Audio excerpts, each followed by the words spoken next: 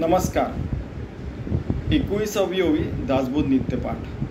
जो संसार दुःखे दुखवला, जो त्रिविध तापे पोळला, तोची अधिकारी झाला परमार्थविषयी. परमार्थविषयी कोण अधिकार घेईल? कोण या मार्गावर चालू शकेल?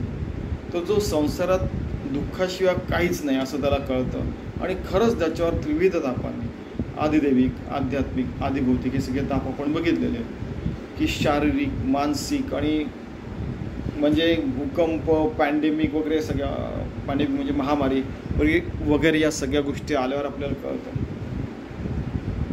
की अरे हे तर नाशिवंत आहे सगळं. मग आपण अशाश्वत या गोष्टीच्या मागे लागत नाही, शाश्वत गोष्टीच्या मागे लागतो.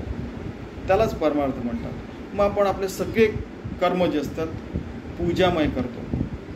प्रत्येक पल्सबीट, हार्टबीट, श्वासागणिक आणि डोळ्यांची उघड झाप, विचारागणिक, अगदी चालताना, बोलताना, वागताना, सगळं काम करताना, झोपल्यावरही भगवंताचं नामस्मरण आपल्या हृदयात सुरू राहतं. देह गेल्यावर सुद्धा आपण भगवंताशीच एकरूप राहू आणि देह असतानाही आपण देवाबरोबर एकरूप राहू शकतो, असं समर्थ रामदासांचं मत आहे. तर असं आपण जीवन जगतानाही नित्यमुक्त राहून, योगी होऊन, भक्त होऊन, भगवंताशी एकरूप होऊन राहूया, त्याची सेवा करूया, सतत तसंच राहूया. आणि हीच त्यांची अपेक्षा आहे की आपण यालाच परमार्थ म्हणतात आणि याच परमार्थाविषयीचा आपण सगळेजण अधिकारी व्हायचा प्रयत्न करूया.